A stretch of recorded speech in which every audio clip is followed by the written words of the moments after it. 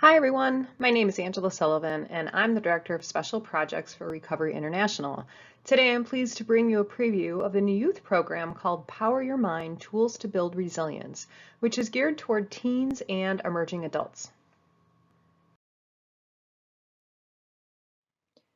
Some of you may be very familiar with some of the statistics that you're seeing here on the screen. In addition to these, recently Mental Health America released a study conducted in 2020 to understand the impact that COVID was having on mental health. The proportion of youth in this 11 to 17 age range who accessed screening was 9% higher than it was in 2019. And the Center for Disease Control data showed that among preteens and adolescents, there was a 31% increase in those needing emergency department visits because of mental health issues. So if you're in this age range and you've accessed screening or had a visit to the ER, please know that you're not alone. Recovery International recognized the need to help young people deal with stress and anxiety and develop this self-help program. This program is in keeping with the recovery method, with a focus on controlling anger and alleviating anxiety caused by everyday trivial situations. You know, those little things that can trigger your symptoms and over time can really add up. The workbook is delivered in 7 parts, and we advise that you complete one section each week, and that allows you time to practice the lessons and the tools you learn. The workbook can be used independently or in a small group workshop setting. So if you're part of a youth group, boys and girls club, a faith-based group, or an after-school group and you're interested in the group session, my contact information is at the end of this presentation.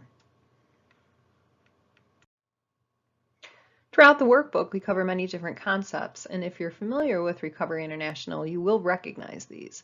The workbook leads you through each main concept one chapter at a time, because too much information at one time really can be overwhelming, so it's best to do things in part acts. The first chapter, we explore the difference between having an angry temper and a fearful temper. Then we look at what we can and can't control in our environment, and we focus on building resilience by developing our will through perseverance, patience, and perspective. We move on to examine the hidden meaning of what people say and how humor is a way to have a positive outcome in a situation.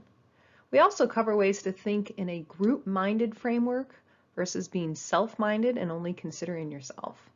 All these concepts teach you spotting tools so you can change your attitude and outcome of the situation. And of course, all of this then leads to the 4-step method, which is the backbone of Recovery International's peer-led meetings.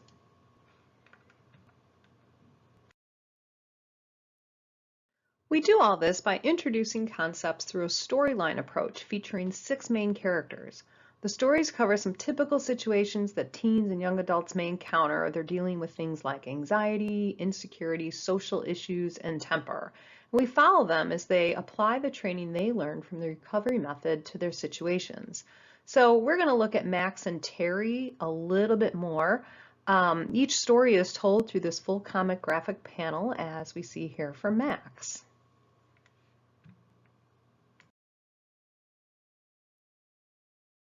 Here he is outside a movie theater waiting for a friend who is late. Max is experiencing angry temper. He feels that his friend has done something really wrong to him by being late. He recognizes the symptoms he feels when he gets worked up, but instead of letting his temper progress, he pauses and thinks about the situation and starts applying some tools to calm himself. So you can see on the panel on the right, meanwhile in Max's mind, he's thinking, wow, Max is pretty angry. As his conscience, how can we help him turn his frustrations into something positive? Maybe he doesn't have to blame or accuse others, or control how he acts or reacts to something that already happened, or let anger keep him from seeing both sides of the story, or finally, just not take it personally. So let's see how Max handles the situation on the next panel.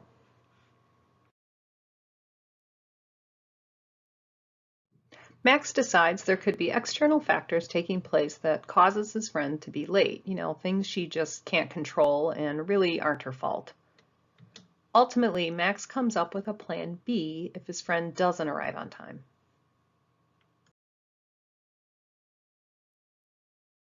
Through Max's story, we learn different tools to calm ourselves when we are in angry temper, like you see here in the box. So this is what we mean by tools. They're statements or phrases, and we spot the tools we should use in any given situation. And you can see some of the ones that Max used when he was thinking in his mind. His conscience was saying, well, maybe I should just drop the judgment, and maybe it just wasn't her fault.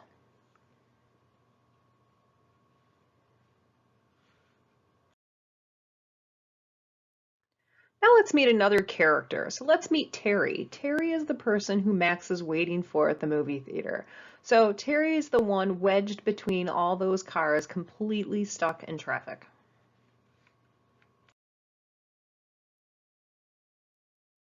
Terri is starting to blame everyone around her and herself for taking that particular route. Judging yourself for being wrong is called fearful temper.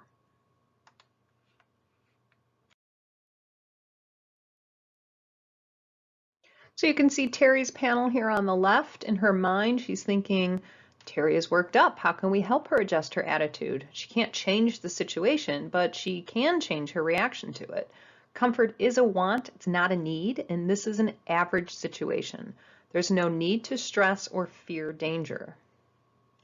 So traffic is really something that's in her outer environment, and she doesn't have any control over it. And even though the situation is distressing to her, it's not dangerous to her. So she thinks, well, I can't change being in this stupid traffic, but I don't need to stress. I'll be fine.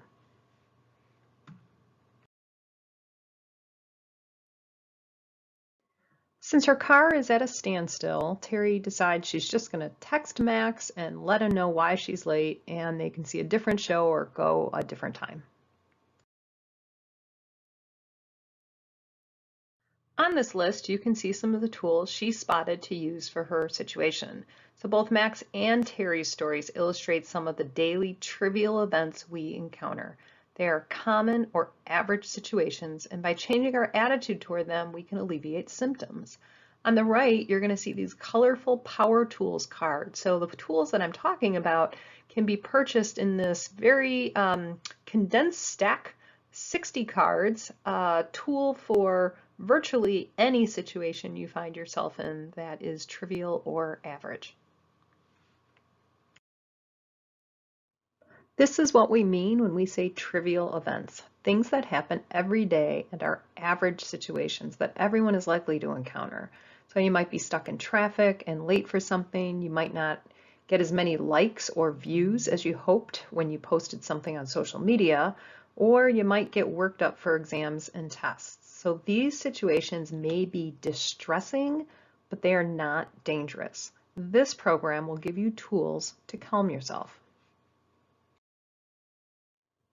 One of the exercises in the workbook asks participants to write out their day and think about how they felt before applying their tools and how applying some of those tools can change your attitude about the event. So again, we're just asking them to think about trivial, everyday, common occurrences that might cause symptoms. On your journey to better mental health, it's always important to recognize your own efforts to improve. So we call this self-endorsing or just endorsing in recovery international language. This is just like giving yourself a pat on the back for doing a good job. Even if the outcome of a situation didn't quite meet your expectation, you can endorse for any effort you put toward trying to make it more positive. There are a few more concepts you learn about in the workbook, but I want you to see how it all comes together. The four-step method is simply an outline of how to think about a situation objectively, identify what kind of symptoms the situation is triggering, and then apply the tools you've learned to de-escalate things and change the outcome. So let's go over step one.